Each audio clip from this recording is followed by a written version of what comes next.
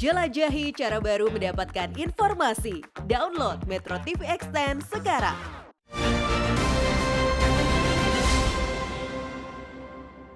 Dipersembahkan oleh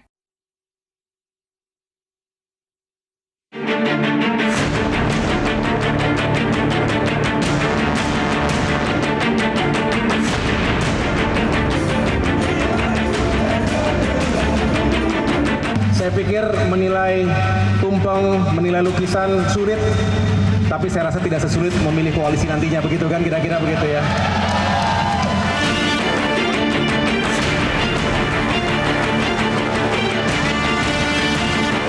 Kalau tentang pantun, ya memang sudah dibuat pantun, buat Pak RK sudah, buat Pak Mahfud sudah, itu kan cerminan suasana kebatinan ketika acara dilaksanakan. Ada juga pantun buat Pak Sandiaga Uno. Sandiaga Uno, sosok rendah hati, di tangannya Indonesia maju berlari. Seluruh bacawa pres Ganjar Pranowo memang menarik sekali, menangkan pemilu dengan cara berdikari. Akhirnya kita nggak ada utang.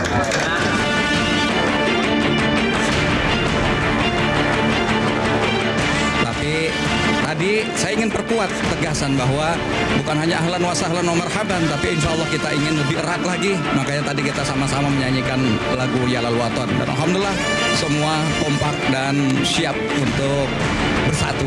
Ya. Saya kira itu ya.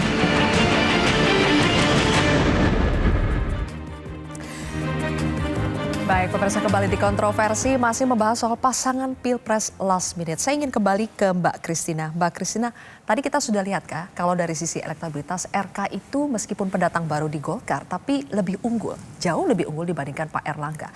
Pertanyaan saya adalah apakah Golkar akan realistis melihat siapa memang sosok yang lebih potensial atau ya tetap ngotot dengan Pak Erlangga? Pertama-tama kita mesti balikin juga ya kan, elektabilitas is not everything gitu. Tadi Mas Adi juga angkat dulu pengalaman masa lalu dan Golkar terbukti bisa keluar dari situ ya. Kami menjadi pemenang kedua untuk kursi di DPR RI. Jadi yang perlu dilihat juga adalah kekuatan daripada infrastruktur partai. Ini kan kita sudah punya dari Sabang sampai Merauke, semua dari terstruktur rapih sekali dan kekuatan juga ada di caleg-caleg Partai Golkar. Nah, yang perlu dilihat adalah kita semua ini siap bergerak dan akan bergerak maksimal jika tentunya ketua umum yang menjadi sosok yang kami angkat gitu ya. Nah, kalau tergantung kalau sekarang tiba-tiba ada berita seperti ini sebetulnya terlalu cepat juga kalau saya mau berandai-andai dan tidak dalam posisi juga untuk melakukan itu. Karena tadi PKS juga sampaikan punya mekanisme di partai. Kami juga punya mekanisme dan ini adalah keputusan yang telah diambil oleh partai. Kalau untuk merubah keputusan ini akan ada proses yang panjang dan saat ini semua tidak dalam posisi ingin merubah keputusan itu. Kami semangat, kami masih akan berjuang, masih ada waktu 1 bulan tadi ya. Jadi kita lihat saja ke depannya optimal dan inilah yang ingin kami usung gitu. Jadi kalau ada berita di depan sana, ini ya kami anggap ini bunga-bunga aja lah Mbak yang akan bisa berubah dengan waktu juga. Tapi mungkinkah berubah hanya dengan misalnya Pak Erlangga merestui kalau misalnya RK menjadi cawapres di koalisi yang berbeda? Ya saat ini belum ada arah ke sana sama sekali dan keputusan di partai itu kan juga harus diambil dengan melalui suatu mekanisme ya.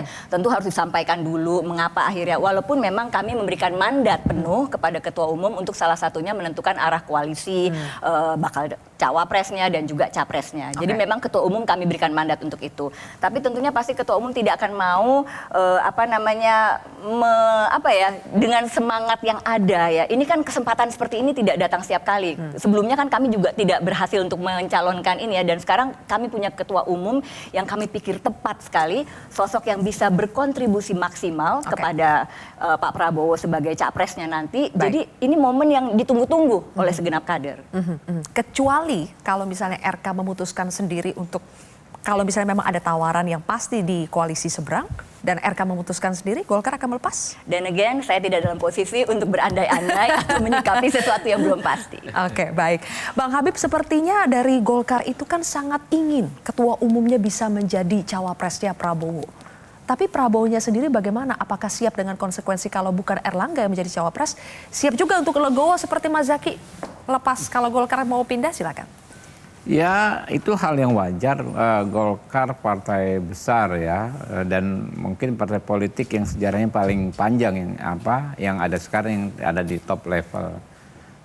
Tentu itu semua akan menjadi masukan ya bagi Pak Prabowo dan para ketua umum partai politik lainnya. Jadi nggak ada masalah Golkar misalnya mengajukan Pak Airlangga, cuma lagi-lagi nanti pasti akan diputuskan secara musyawarah siapa orangnya. Dan kami yakin ya apapun keputusannya yang dibuat oleh para ketua umum partai politik kali ini tidak akan membuat ada lagi partai politik yang keluar. Ya, jadi sudah ini kan terbentuknya koalisi Indonesia Maju ya. Ini juga sudah melalui berbagai macam ini ya, fase yang cukup krusial. Yeah. Jadi ini sekarang sudah cukup mengkristalisasi. Sehingga kalau juga saya dengar ya secara langsung dari beberapa tokoh ya, ini sih sudah fix koalisinya, cuma tinggal wapresnya siapa gitu. Tidak mungkin ada yang keluar lagi, tapi mungkin ada yang masuk. Mungkin juga, sangat mungkin dong. Ini udah ketawa kan di sebelahnya? Wow, ya kan? Wow tadi kalau kan? Pak Ganjar itu bukan wow, jar. Oke, pindah ke Bang Eriko. Yeah. Bang Eriko, yang menarik juga muncul nama Mahfud MD. Yeah. Di last minute juga muncul nama Mahfud MD. Pertanyaannya kan kita tahu Mahfud MD itu bukan rahasia, pernah nyaris gitu ya menjadi cawapresnya Pak Jokowi, tapi informasinya waktu itu ditolak oleh partai-partai pengusung. Kali ini kenapa masuk lagi?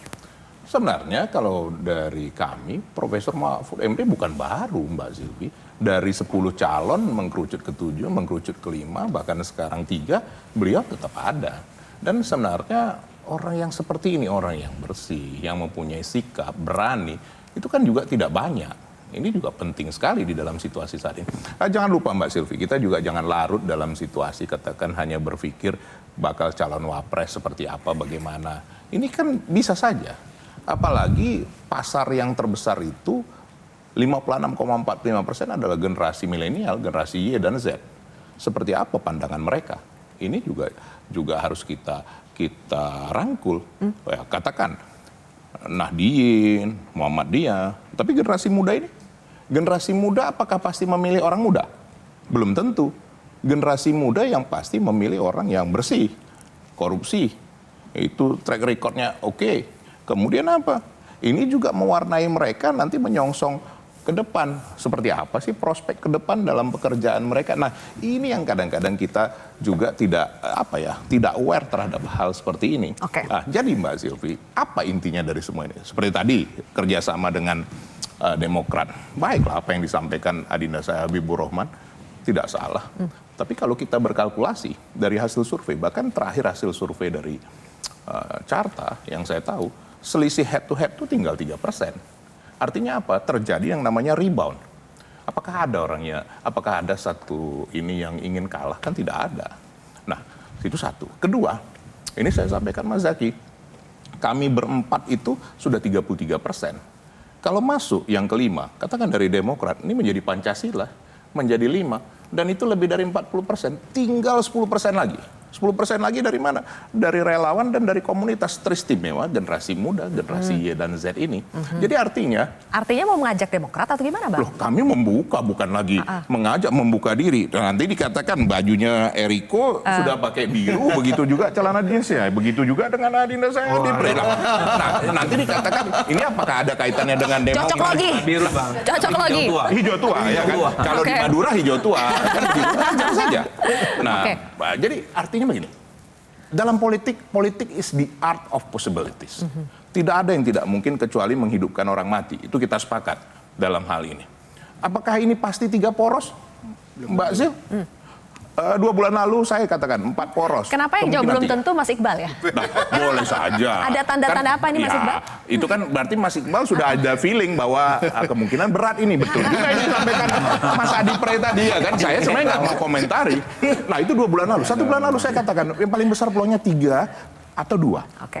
Nah sekarang jangan dipikir tidak mungkin. Ini betul 3 poros. Bisa saja menjadi 2 dalam 1 bulan ke depan. Menarik. Apa yang tidak mungkin? Bang Eriko ini membahas 3 hal ya. Soal tadi cawapresnya Ganjar, kemudian soal Demokrat, kemudian satu lagi soal kemungkinan Saya senangnya Mbak Sisil poros itu keempat. selalu mau tiga begini, mau tiga begitu, terserah. Tapi yang pasti tiga itu, Nggak usah dikait-kaitan. kan nanti salah saya lagi kan. Saya tanya dulu poin yang pertama nih, Mas Adi. Kalau kita berbicara soal bacawa pres, sebetulnya modal atau kriteria bacawa pres yang diperlukan PDIP dengan kondisi saat ini, dengan persaingan antara Prabowo dengan Anies, itu apa? Modal yang kuat logistiknya kah, yang integritasnya kah, atau yang ada punya basis elektoral di basis massa di wilayah tertentu? Ya kalau dilihat rata-rata secara umum, yang paling dibutuhkan tentu adalah basis elektabilitas.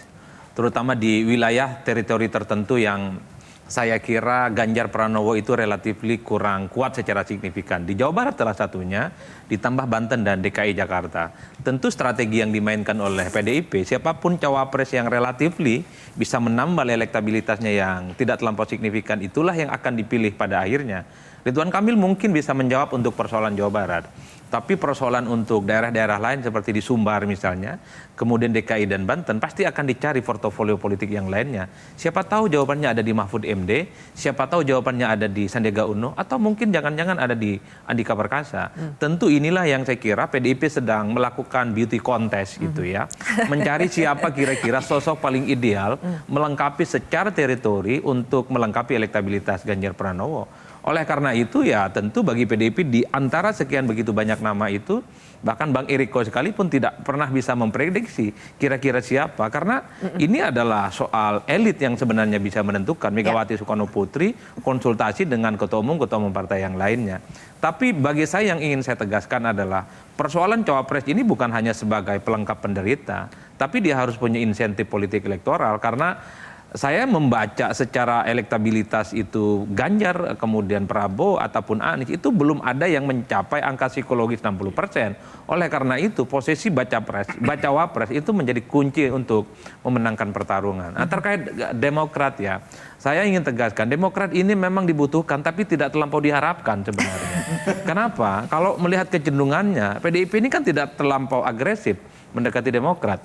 Begitupun dengan Bang Habib, tidak terlampau agresif datang misalnya kemudian minta untuk mengajak koalisi. Satu sisi tentang bagaimana Demokrat di dalam ini dihitung betul. Ada track record di mana Demokrat ini suka kritis ke teman koalisinya. Yang kedua, kalau ada 3 poros, tentu agak resisten dengan adanya Demokrat yang suka nyerang Anies Baswedan misalnya. Atau suka menyerang partner-partner politik yang berseberangan. Kalau ada 3 poros, pasti asumsinya akan muncul 2 poros politik. Yang kalah nanti, kalau terus-terusan diserang oleh Demokrat, itu tidak akan memberikan pertarungan politik. Itu yang sepertinya dihitung betul oleh Gerindra ataupun PDIP. Tapi yang paling penting, Demokrat tanpa didekati sekalipun, mereka akan mendekati Prabowo ataupun Ganjar. Undang-undang mewajibkan semua partai politik wajib punya jagoan di Pilpres. Silakan. Kalau tidak, dia tidak boleh ikut pemilu-pemilu setelahnya. Itu dia. Makin urgent kan? Saling mendekat. Silakan dijawab ya. Nanti Mas Zaki soal dibutuhkan tapi tidak diharapkan. Gimana tuh? Jawab di setelah ini nih. Setelah ini. Kontroversi akan kembali sesaat lagi pemirsa.